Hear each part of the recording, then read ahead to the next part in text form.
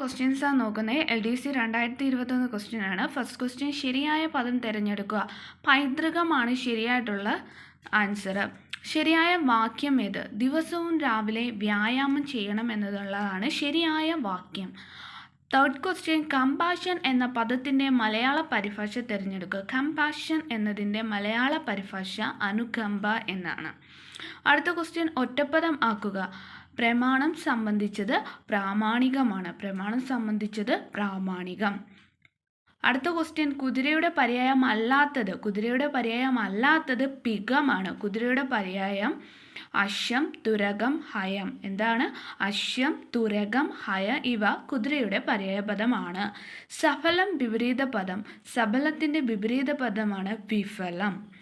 ആവശ്യം കഴിഞ്ഞാൽ അവഗണിക്കുക എന്നർത്ഥം വരുന്ന ശൈലിയാണ് കറിവേപ്പില പോലെ.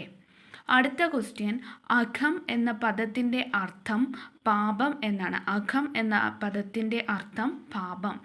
ആ പ്ലസ് കാലം ചേർത്തെഴുതിയാൽ അക്കാലം. ആ പ്ലസ് കാലം ചേർത്തെഴുതിയാൽ അക്കാലം. സമ്പാദകൻ എന്ന പദത്തിൻ്റെ സ്ത്രീലിംഗം സമ്പാദിക. സമ്പാദകൻ എന്ന പദത്തിൻ്റെ സ്ത്രീലിംഗം സമ്പാദിക. മിടുക്കൻ എന്ന ഏത് ബഹുവചന രൂപമാണ്? ആ ക്വസ്റ്റ്യൻ ക്യാൻസൽ ചെയ്തിട്ടുണ്ട്.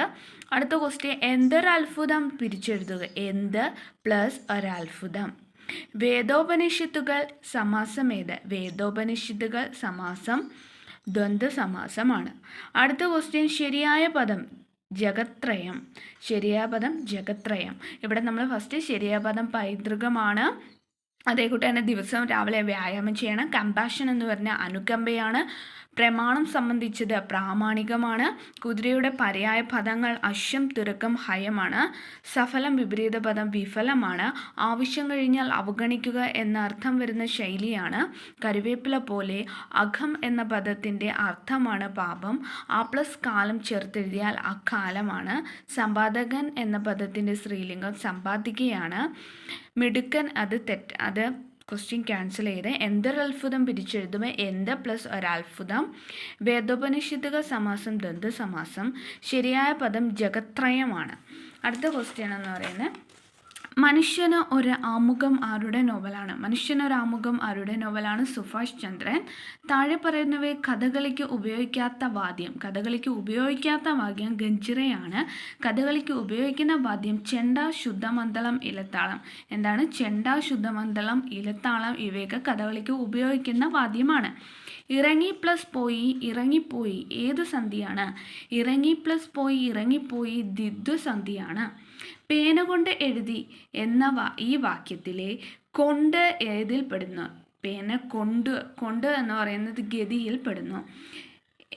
AR രാജവർമ്മയുടെ വിയോഗത്തിൽ മനംനൊന്ത് കുമാരനാശാൻ എഴുതിയ കൃതിയാണ് പ്രരോദനം. AR രാജവർമ്മയുടെ വിയോഗത്തിൽ മനംനൊന്ത് കുമാരനാശാൻ എഴുതിയ കൃതിയാണ് പ്രരോദനം. MD വാസുദേവൻ നായരുടെ രണ്ടാം ഊഴത്തിലെ കേന്ദ്ര കഥാപാത്രമാണ് ഭീമൻ. അപ്പോൾ ഒന്നും കൂടെ നോക്കാം. മനുഷ്യനൊരാമുഖം സുഭാഷ് ചന്ദ്രൻ. കഥകളിക്ക് ഉപയോഗിക്കുന്ന വാദ്യം ചെണ്ട, ശുദ്ധമണ്ഡലം, ഇലത്താളം. ഇറങ്ങി പ്ലസ് പോയി, ഇറങ്ങിപ്പോയി ദ്വിത്വസമാസം, ദ്വിത്വസന്ധി. പേന കൊണ്ട് എഴുതി എന്ന വാക്യത്തിലെ കൊണ്ട് എന്നത് ഗതി.